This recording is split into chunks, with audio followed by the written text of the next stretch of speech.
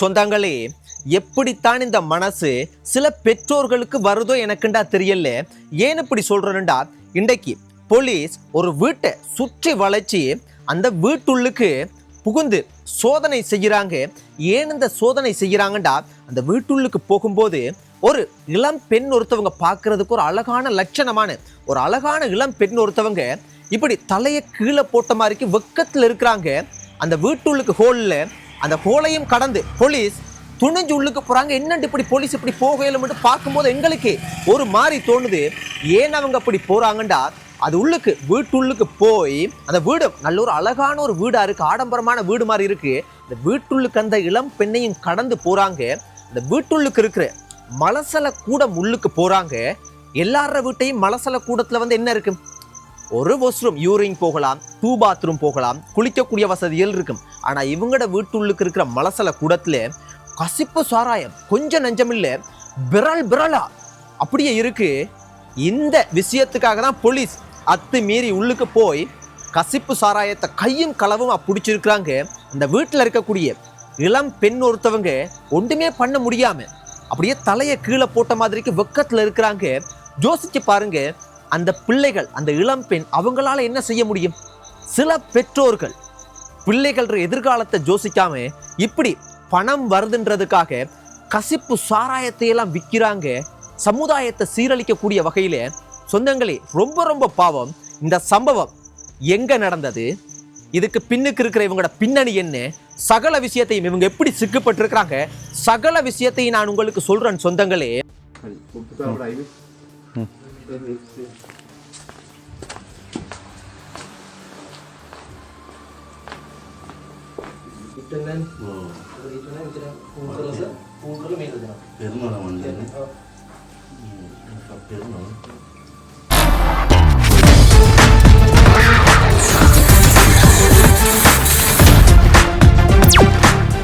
இது எங்க நடந்திருக்குண்டா, எங்க நடந்திருக்கு அதெல்லாம் நான் உங்களுக்கு சொல்றேன்.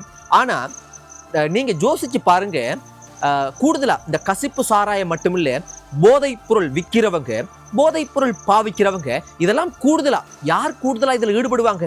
ஆண்கள். ஆனா இப்ப சமீப காலமா போதைப் பொருள், அது எந்த போதைப் பொருளா இருந்தாலும் சரி, கஞ்சாவோ கசிப்போ போதை மாத்திரையோ ஊசி மூலம் இந்த போதைப் பொருள் உடலுக்கு செலுத்துறதோ, இன்னும் மோசமான ஒவ்வொரு பெயர்கள்ல இருக்கிற அந்த போதைப் பொருளை பாவிக்கிறது. இப்ப பாவிக்கிறது, விற்கிறதுல பெண்களும் அதிகமாக ஈடுபடுறத நானே பல செய்திகள்ல சொல்லிட்டேன் சொந்தங்களே. ரொம்ப ரொம்ப தவறான பாதை, தவறான விஷயம். இப்ப இந்த சம்பவம் எங்க நடந்திருக்குண்டா, இந்த குடும்பத்தை முதலாவது நான் உங்களுக்கு சொல்றேன். எப்படின்னா, இது இங்க மட்டும் இல்ல, எல்லா இலங்கையில எல்லா இடத்துலயுமே நடக்கிற பிரச்சனை தான். ஆனா இவங்களோட விஷயத்த நான் உங்களுக்கு சொல்றேன். ஏனண்டா இது வருஷ கணக்கா இவங்களோட தொழிலே என்னண்டா, கசிப்பு சாராயம், சில போதைப் பொருள் விற்கிறது தான் இவங்களோட பிரதான தொழில்.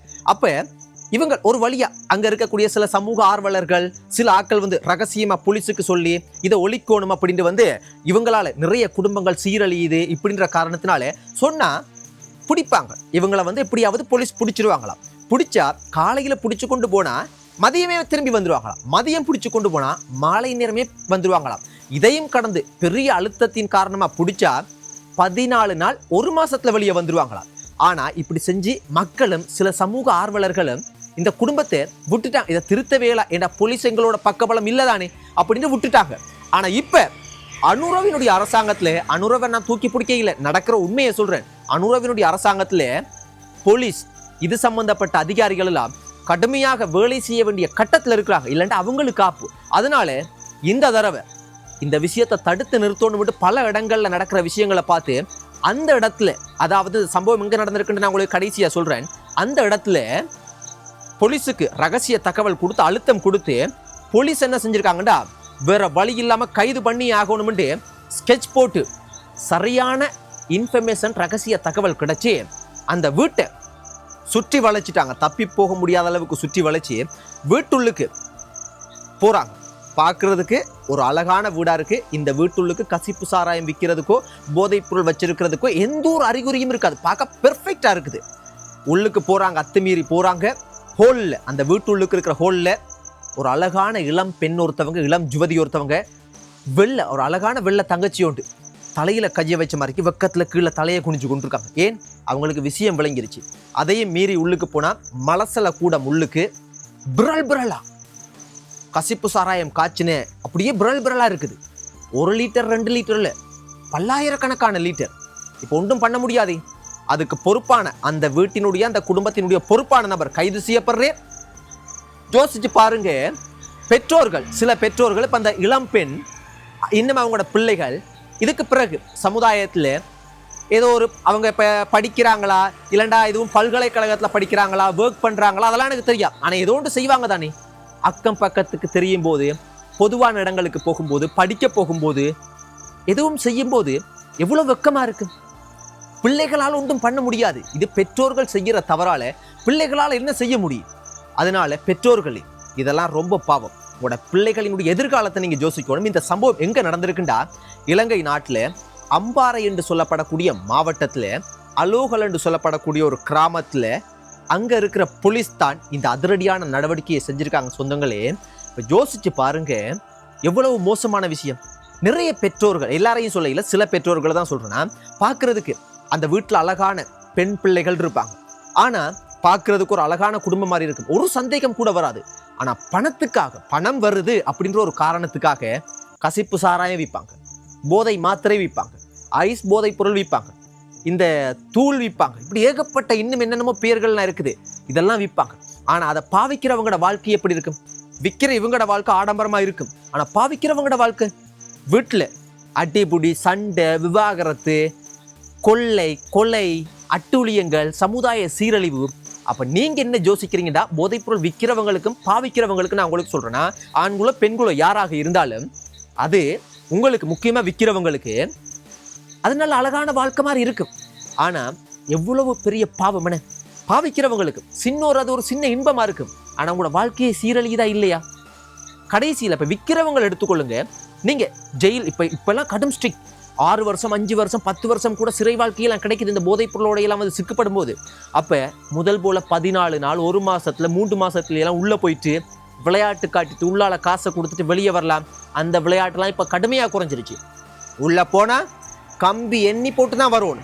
அதனால கடுமையாக இருக்கணும். இப்ப எனக்கு தெரிஞ்சதை நான் உங்களுக்கு சொல்றேன். இந்த அரசாங்கத்துல உள்ளுக்கு ஜெயிலுக்கு இருக்கிறாங்க பெரிய பெரிய தலைகள் எல்லாம் இந்த போதைப் பொருள் அதே இந்த பெண்கள் சம்பந்தப்பட்ட விஷயங்கள்ல எல்லாம் ஈடுபட்டுலாம் வர்றவங்களுக்கெல்லாம் உள்ளுக்கு அந்த பழைய கைதிகள் அவங்கள வச்சு இவங்களுக்கு நல்ல கவனிப்பு நடக்குதுன்னு எனக்கு தகவல் எல்லாம் வந்து பார்த்தீங்கன்னா வாருது. ஏன்னு அதை உங்களுக்கு சொல்றேன்டா, ஜெயிலுக்கு சும்மா போயிட்டு எல்லாம் வர முடியாது. கடுமையான அடிவிலும் உங்களுக்கு கடுமையான. அதனால உங்களை நான் வந்து வெறுப்பேத்துறதுக்கு சொல்லலை சொந்தங்களே. நானும் நிறைய குடும்பங்கள் எனக்கு தெரிஞ்செல்லாம் இருக்கு. நிறைய அழகான பெண் பிள்ளைகள்லாம் குடும்பத்தில் இருக்கிறாங்க. ஆனா நிறைய நிறைய மோசமான தொழில் செய்யுங்க. நாங்க செய்யற தொழில உண்மை இருக்குது, நேர்மை இருக்குது, நாங்க பொய் சொல்லல அப்படின்டா யாருக்கும் பயம் இல்லாம கஞ்சியை குடிச்சாலும் வாழலாம் சொந்தங்களே. பணத்துக்காக இப்ப நானாக இருந்தாலும் பொய்யான செய்திகளை, மக்களை ஏமாத்தக்கூடிய செய்திகளை, ஒரு ஒரு ஒரு மோசமா வந்து நான் வந்து செய்திகளை வந்து உங்களுக்கு சொல்றேன்டா பாவம். நான் எப்பவும் பொய்யான செய்திகளை இதுவரைக்கும் சொன்னதில்லை. சொல்ற செய்திகளை செய்திகளாக மட்டும் சொல்லிட்டு நான் போனதும் இல்லை. அதுல உங்களுக்கு விழிப்புணர்வையும் சேர்த்து தான் கதைக்கிறேன் நான். அதனால என்ன சொல்ல வாரேன்டா சொந்தங்களே, இதெல்லாம் ஒரு குறுகிய தூர வாழ்க்கை.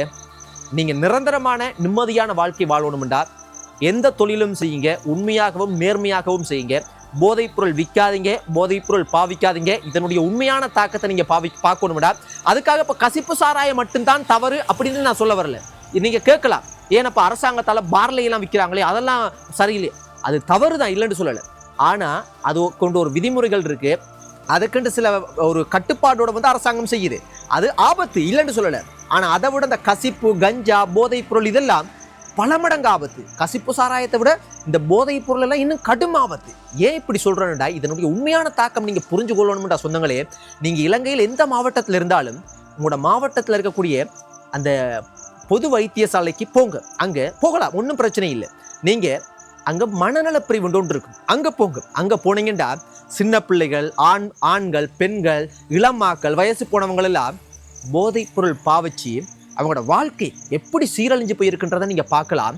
இப்போ ஒரு உதாரணத்துக்கு, அமெரிக்கான்ற பெரிய வல்லரசு நாடுகள்லேயே போதைப் பொருளுக்கு அடிமையானவங்களே அவ்வளவு இந்த மருத்துவத்துறையில முன்னேறி இருக்கு. அந்த பெரிய வல்லரசு நாடுகள்லேயே அந்த போதைப் பொருளுக்கு அடிமையானவங்களை மருத்துவ ரீதியாக மீட்டு கொண்டு வர்றது பெரிய சவாலா இருக்கு. ஆனா எங்களோட இலங்கை நாடெல்லாம் மருத்துவத்துல மிகவும் வளர்ச்சி அடையாம பின்தங்கி இருக்கிறது. அவ்வளோ பெரிய மருத்துவ வளர்ச்சி எங்கட நாட்டிலே இல்லை. அப்போ எங்கட நாட்டிலே எல்லாம் இந்த போதைப் பொருட்கள்லாம் நீங்கள் அடிமையாகனா இலகுவாக மீட்டு கொண்டு வர முடியாது. அந்த அளவுக்கு ஃபெசிலிட்டிஸ் எல்லாம் இல்லை. அப்போ அதனால புரிந்து கொண்டு இதில் சிக்கப்படாமல் இருங்க சொந்தங்களே. சிக்கப்பட்டீங்கண்டா வாழ்க்கை அவ்வளோதான் சொந்தங்களே. அதை தான் சொல்ல முடியும். போதைப் பொருள் விற்கிறவங்களோ பாவிக்கிறவங்களோ உங்களை வெறுப்பேற்றுறதுக்காக நான் கதைக்க இல்லை. நீங்களும் மனிதர்கள் தான். நான் உங்களோட தம்பியாக, அண்ணனாக, உங்களோட பிள்ளையாக, உங்களோட ஒரு சொந்தமாக நினைச்சு சொல்றேன். நானும் உங்களோட சொந்தம் தம்பி அண்ணாண்டு நீங்க நினைச்சீங்கடா, போதைப் பொருள் நீங்க பாவிக்கிறீங்கடா, அதை விட்டு வெளியே வாங்க. கஷ்டமா இருக்கும், துன்பமா இருக்கும், ஆனா உங்களோட வாழ்க்கை அழகா மாறும். போதைப் பொருள் நீங்க விற்கிறாக்களா இருந்தா அதை நிறுத்துங்க. கஷ்டமா இருக்கும், வருமானம் இல்லாம இருக்கும், தொழில் செய்யலாம் பிரச்சனையா இருக்கும், ஆனா உங்களோட வாழ்க்கை நீண்ட தூரம் கஞ்சியை குடிச்சாலும் ஒரு நிம்மதியான வாழ்க்கையா இருக்கும் சொந்தங்களே. இதெல்லாம் கைவிடுங்க. அதை தான் சொல்ல முடியும். நன்றி சொந்தங்களே. இந்த சம்பவம் இன்றைக்கு இலங்கை நாட்டில் அம்பாறை மாவட்டத்தில் அலகோல் என்று சொல்லப்படக்கூடிய ஒரு கிராமத்தில் நடந்த உண்மையான சம்பவத்தை நான் உங்களுக்கு தெளிவாக விழிப்புணர்வோடு சொல்லியிருக்கிறேன். செய்தியாக கடந்து போகாம கவனமாக இந்த உலகத்தில் சமுதாயத்தில் வாழுங்க. பிறந்தோம் வாழ்ந்தோம் அப்படின்னு நினைக்காம பிறந்ததுக்கு உங்களால முடிஞ்ச சமுதாயத்தில் இது போல விழிப்புணர்வு ஏதோ ஒரு விஷயத்தை செய்யுங்க சொந்தங்களே. நன்றி சொந்தங்களே. இந்த நாள் எனக்கு, உங்களுக்கு, உங்களோட குடும்பம், என்ற குடும்பம் எல்லோருக்குமே இந்த நாள் எல்லா நாளும் இனி வரப்போற எல்லா நாளும் சந்தோஷமான சிறந்த நாளா இருக்கணும் கடவுளை வேண்டிக் கொள்றேன். அதுபோல நீங்களும் எனக்காக கடவுளை வேண்டிக் கொள்ளுங்க. நன்றி சொந்தங்களே. குட் நைட், ஸ்வீட் ட்ரீம்ஸ், பாய்.